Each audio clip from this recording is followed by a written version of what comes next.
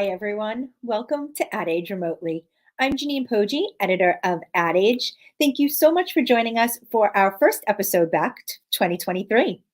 Barstool Sports is making a push into live sports, hosting its first College Bowl at the end of last year. The move is creating a new opportunity for brands to work with Barstool. It's also standing up a platform to help connect college athletes with advertisers.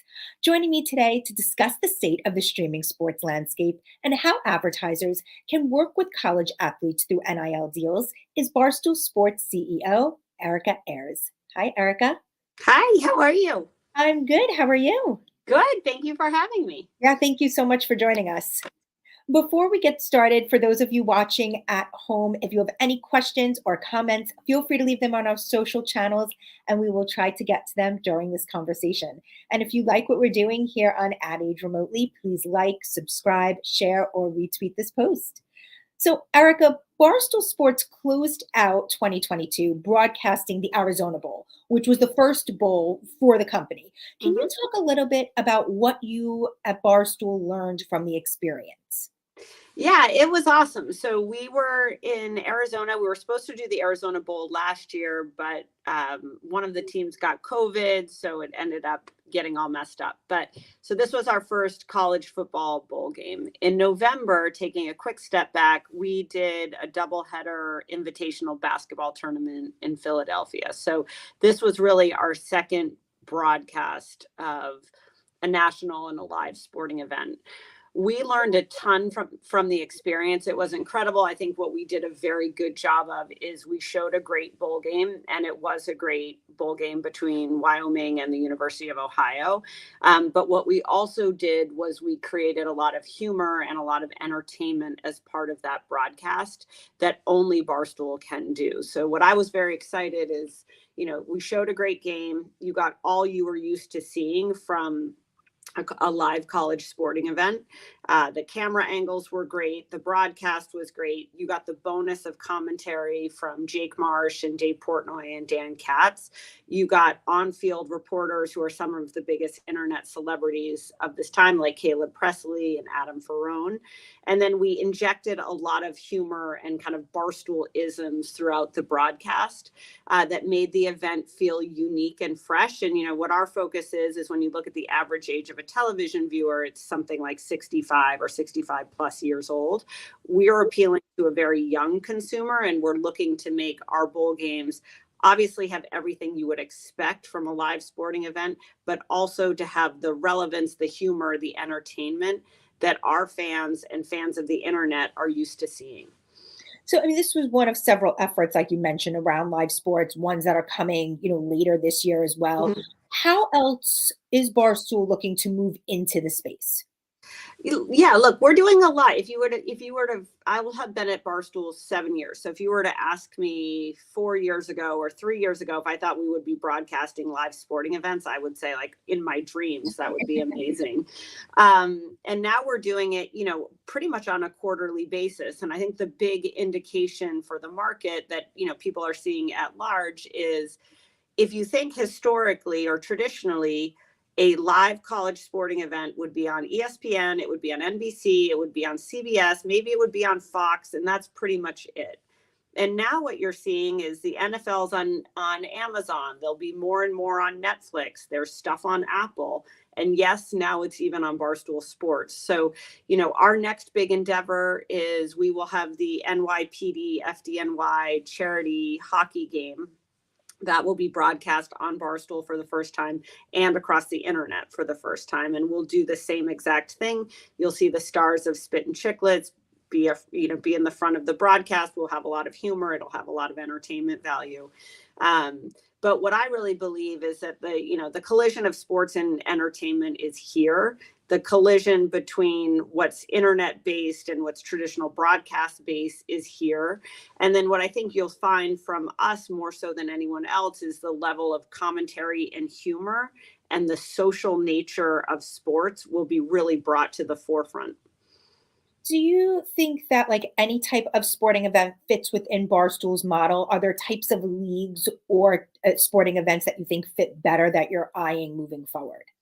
That's a great question. So, I think some sports are more interesting for a broadcast than others, right? Sports that are long, right? Baseball's struggling right now. Like the game is very long. It tends to be very boring. There's no scoring for it, an inordinate amount of time. Now, that said, there's a huge amount of affinity and local affinity for baseball, which kind of propels the sport. There's a huge amount of tradition in that sport. When you look at niche leagues, World Surfing League, I don't know. Does that make sense for a broadcast? Maybe, And maybe not. there's pickleball. Like There's we can't get pickleball enough of everywhere. pickleball. All anybody's talking about is pickleball. Pickleball is actually kind of crappy to watch. So I don't know if pickleball will be a great broadcast event. I mean, sure, if you have Tom Brady and LeBron James, like people are going to watch it. But, you see a lot of, I think of alternative broadcasts in boxing and fighting, I think is a category that's very interesting. We do a pay-per-view called Rough and Rowdy, where we have an amateur boxing pay-per-view we do 6 to 7 times a year. So from my vantage point, we want sports that appeal to a broad audience. We're kind of tickled to be able to broadcast things in the first place. So I think we'll start with the biggest sports that we know and love, whether it's basketball and football. I think you could definitely see that extend into golf would probably be the next place that we'll play. And then obviously continuing in the fighting space with Rough and Rowdy. Why are live sports such an important part of the company's, growth strategy moving forward? Live sports, I think, are important for a couple of reasons. One of the reasons people like Barstool Sports is that it's because it's like live sports, right? Where you never know what's going to happen. There's drama, there's tension. People are good, people are bad. If you miss it for a second, you might miss something. So our audience thinks about Barstool in some ways like a sports team. You root for people, you hate people, you got to tune in every day to see what's happening. So I like the tension and the drama, obviously the athleticism, the pride, the fervor around live sports. And that's really one reason this is important to us. The second reason is obviously we're owned by a sports betting company. And the more we think about building our sports platform, there's obviously a huge opportunity for us to convey a whole bunch of offerings to our audience. But certainly betting will be one of them for legal of age bettors in states where betting is legal. So, and then finally, I think that live sports, on television, live sports is the last man standing, where it's all anyone tunes in for. So as we think to grow audience and to grow a connection and an affinity with new fans of Barstool or potential fans of Barstool, the Wyoming crowd, everybody traveled to Arizona for the Arizona Bowl. Some of those people may be Barstool sports fans. Some of them may not. But I think now a lot of them will be by virtue of us having done that experience and the way we did that experience. So that's really one of the last reason we're interested in it. I mean, as you said, like for viewers, live sports seem to be the main reason they tune into linear traditional TV. But it's also true that it's one of the most important things for advertisers on, traditional linear TV. Definitely. How are you guys thinking about the new opportunities and ways to work with brands as you move further into, live streaming sports? Yeah, we're psyched to work with brands. I think, television, I would imagine as a vehicle is somewhat problematic for advertisers at this point. It's insanely expensive. The delivery isn't what it used to be. The competition still remains quite fierce, and especially, and I would say the premium around live sports is certainly very prevalent because that's, as I mentioned, the only show in town. From our vantage point, what we're really interested in with brands are, if you're buying a college game on CBS, you can probably buy a 15-second spot or a 30-second spot, or you can buy multiples of those. Maybe you can have some logo entitlement. Maybe you can get your sign on the desk, but that's probably it. For anyone who watched the Arizona Bowl, I think what you'll see that we're doing that's really different is, one, we'll integrate you thematically into the event itself in a way that is totally custom and entirely unique to the brands we work with. The second thing we'll do is we'll make commercials for you, right? People are tuning out, the commercials when everybody gets up and goes to the bathroom or gets something from the fridge. We're making commercials for brands that we work with our talent, which adds to the captivating nature of the commercial. The commercial becomes content. And then I think the third piece is, we're reaching millions of viewers. We're reaching hundreds of thousands of people on a concurrent basis, and we're reaching millions of people through social. So really enabling a brand to drive the reach that they're looking for and that they've traditionally gotten from sports, right? One of the reasons sports are such a great advertising vehicle is it's a certain date, day, place, and point of time where you can get a high amount of frequency and a large amount of impact. So we're looking to replicate that. One of the biggest arguments against the internet is it's hard to get that moment in time where you can really break through and have impact as a brand. That's what we're trying to do, but we're trying to do it in a way that's more creative, in a way that's more deeply integrated, and ultimately in a way that transacts better than, a traditional 15 or 30-second spot. What are brands coming to Barstool asking for? What are they most interested in right now? I mean, brands want to move product. So brands are like, hey, maybe it's a recession, maybe it's not. Is consumer spending tightening up? People still need to buy cars. People still need to buy soap. They still need to go out to eat. They still need to buy booze. So I think when advertisers come to Barstool, they're really looking, I would say, for a handful of things.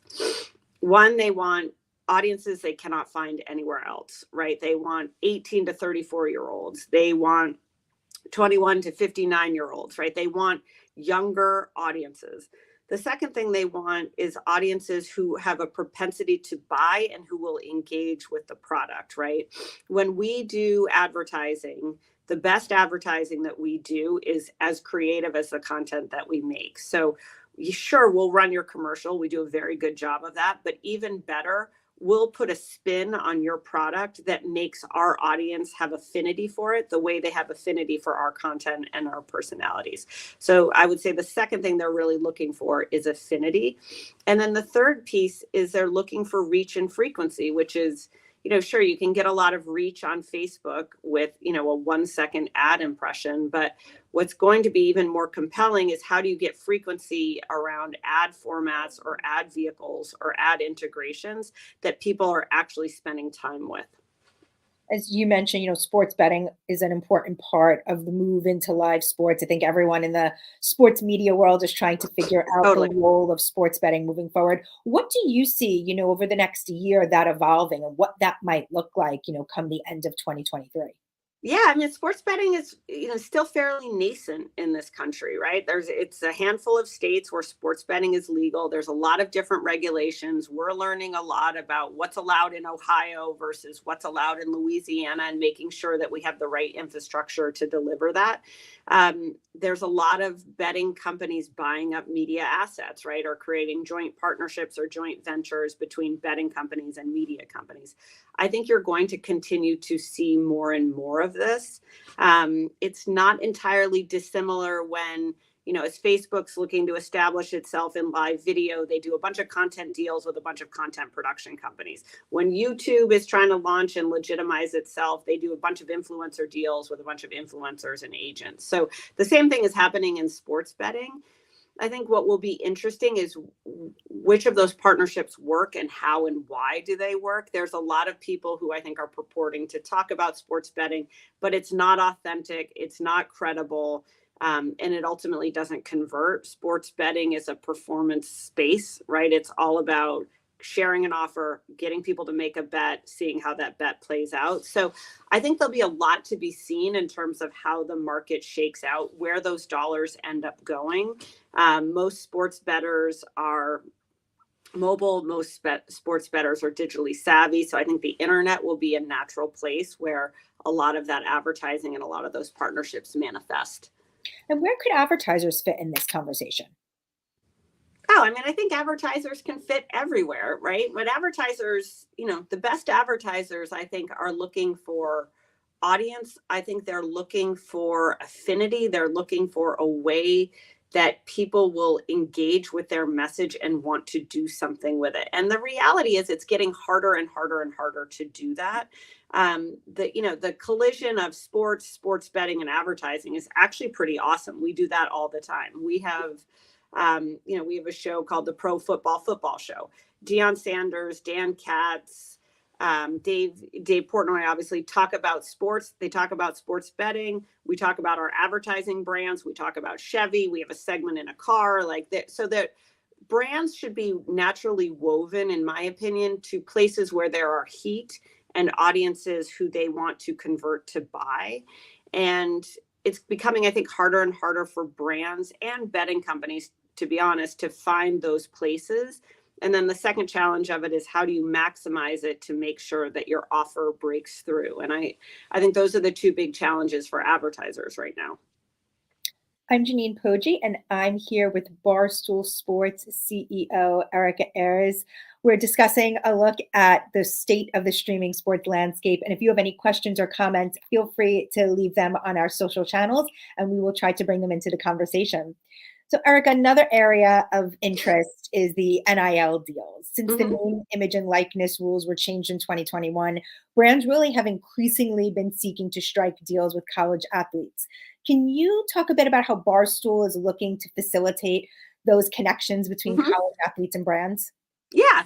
Look, I think NIL is insanely exciting. What it essentially means is that college athletes are influencers, right? And there's going to be the 0.5% or the 1% of athletes that get a big sports drink deal or they get a big apparel deal, right? Like everybody's seen the Nike deal.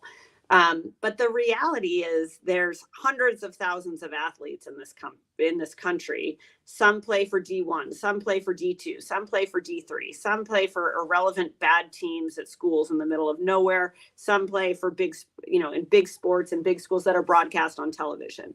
But what the name of the game is going to be is their social presence, their social following, and how they activate themselves and the brands that they potentially work with on social media. So we're very interested in that space because I don't think there's any company that's harnessed social the way we've harnessed social to build brands, have conversations, and to bring advertisers and brands along for the ride. We have a myriad of types of partnerships with athletes. We do merch with certain athletes. We make podcasts with athletes. We follow, we create the Hard Knocks experience around football seasons and locker rooms and you name it.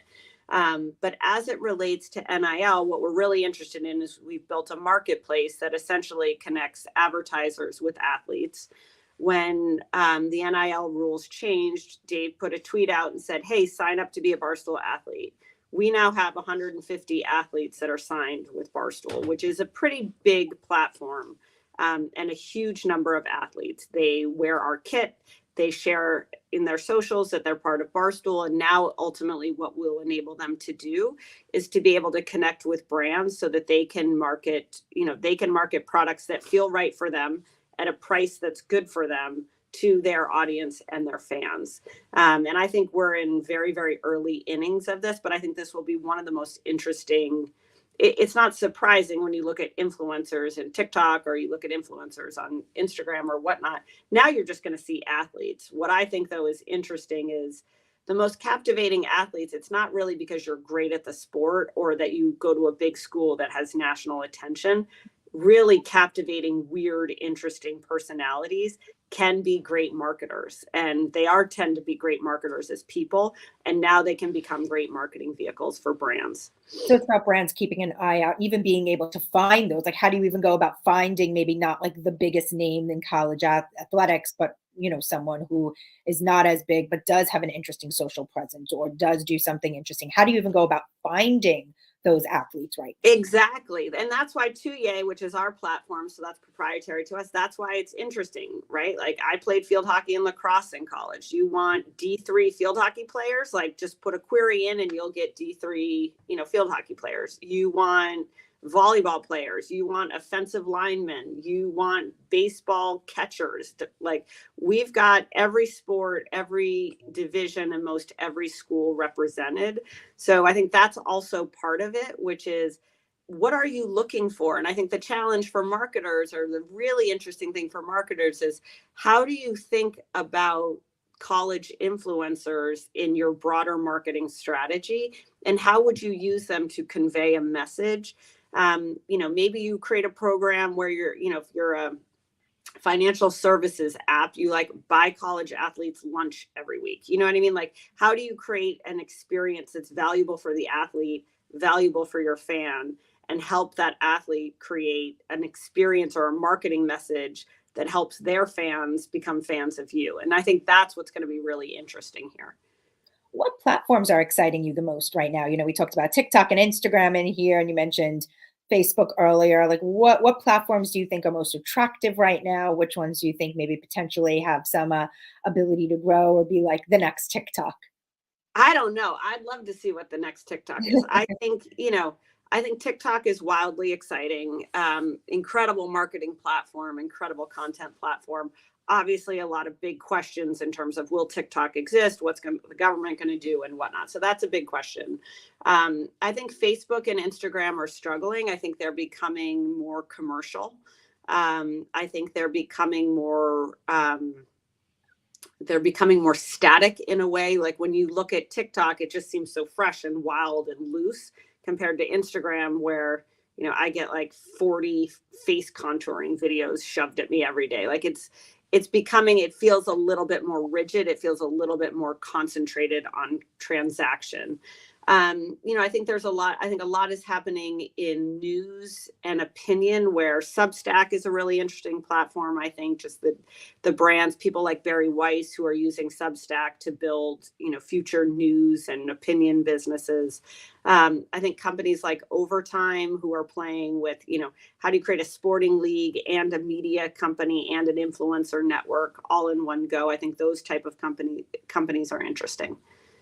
We are a month out from the Super Bowl, and as we have this whole conversation about the streaming sports landscape, I'm curious your thoughts. Do you ever think a game or an event as big as the Super Bowl will live purely on a streaming platform in the future?